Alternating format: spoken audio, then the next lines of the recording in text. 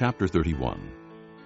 Jacob heard that Laban's sons were saying, "Jacob has taken everything our father owned and has gained all this wealth from what belonged to our father." And Jacob noticed that Laban's attitude toward him was not what it had been.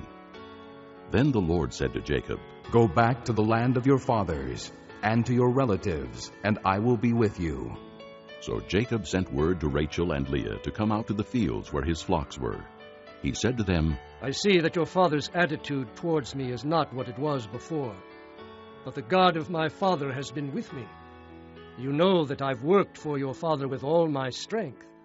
Yet your father has cheated me by changing my wages 10 times.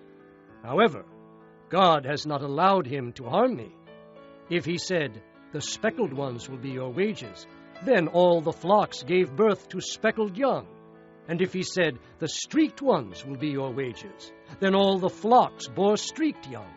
So God has taken away your father's livestock and has given them to me.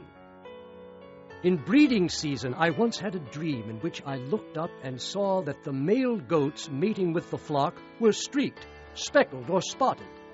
The angel of God said to me in a dream, 'Jacob.' I answered, 'Here I am.' And he said, 'Look up and see that all the male goats mating with the flock are streaked, speckled, or spotted. For I have seen all that Laban has been doing to you.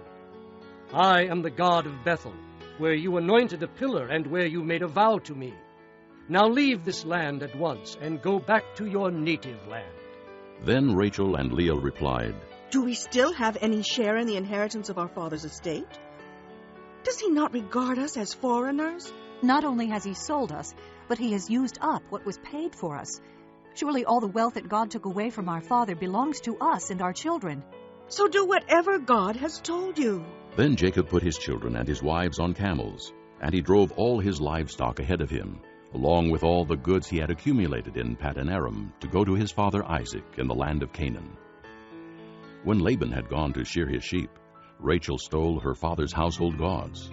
Moreover, Jacob deceived Laban the Aramean by not telling him he was running away. So he fled with all he had, and crossing the river, he headed for the hill country of Gilead. On the 3rd day, Laban was told that Jacob had fled. Taking his relatives with him, he pursued Jacob for 7 days and caught up with him in the hill country of Gilead. Then God came to Laban the Aramean in a dream at night, and said to him, "Be careful not to say anything to Jacob, either good or bad."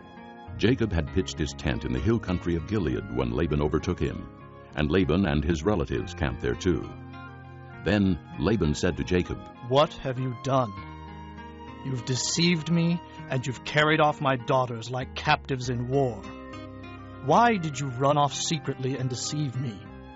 Why didn't you tell me so I could send you away with joy and singing to the music of tambourines and harps?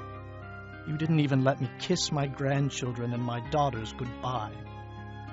You have done a foolish thing. I have the power to harm you. But last night the God of your father said to me, 'Be careful not to say anything to Jacob, either good or bad.' Now you have gone off because you longed to return to your father's house. But why did you steal my gods?" Jacob answered Laban, "I was afraid because I thought you would take your daughters away from me by force. But if you find anyone who has your gods, he shall not live. In the presence of our relatives, see for yourself whether there is anything of yours here with me, and if so, take it." Now Jacob did not know that Rachel had stolen the gods. So Laban went into Jacob's tent, and into Leah's tent, and into the tent of the 2 maidservants, but he found nothing. After he came out of Leah's tent, he entered Rachel's tent. Now Rachel had taken the household gods and put them inside her camel's saddle, and was sitting on them. Laban searched through everything in the tent, but found nothing. Rachel said to her father, Don't be angry, my lord, that I cannot stand up in your presence. I'm having my period. So he searched but could not find the household gods. Jacob was angry and took Laban to task. "What is my crime?" He asked Laban. "What sin have I committed that you hunt me down?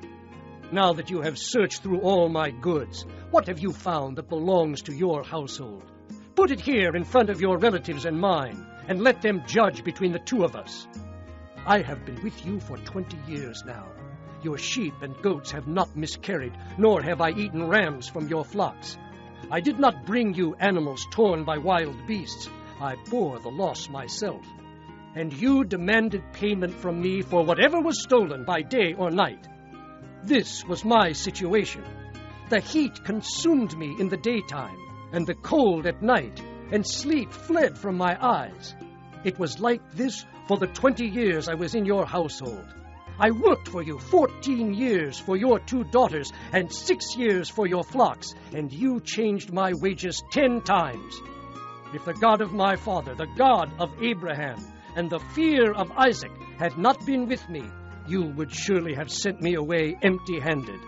But God has seen my hardship and the toil of my hands, and last night he rebuked you. Laban answered Jacob, The women are my daughters, the children are my children, and the flocks are my flocks. All you see is mine. Yet what can I do today about these daughters of mine, or about the children they have borne? Come now, let's make a covenant, you and I, and let it serve as a witness between us. So Jacob took a stone and set it up as a pillar. He said to his relatives, Gather some stones. So they took stones and piled them in a heap, and they ate there by the heap. Laban called it Jegar-Sahadutha, and Jacob called it Galeed. Laban said, This heap is a witness between you and me today. That is why it was called Galeed. It was also called Mizpah, because he said, May the Lord keep watch between you and me when we are away from each other. If you mistreat my daughters, or if you take any wives besides my daughters, even though no one is with us, remember that God is a witness between you and me. Laban also said to Jacob, Here is this heap, and here is this pillar I have set up between you and me. This heap is a witness, and this pillar is a witness, that I will not go past this heap to your side to harm you, and that you will not go past this heap and pillar to my side to harm me. May the God of Abraham and the God of Nahor, the God of their father, judge between us. So Jacob took an oath in the name of the fear of his father Isaac. He offered a sacrifice there in the hill country and invited his relatives to a meal. After they had eaten, they spent the night there. Early the next morning, Laban kissed his grandchildren and his daughters and blessed them. Then he left and returned home.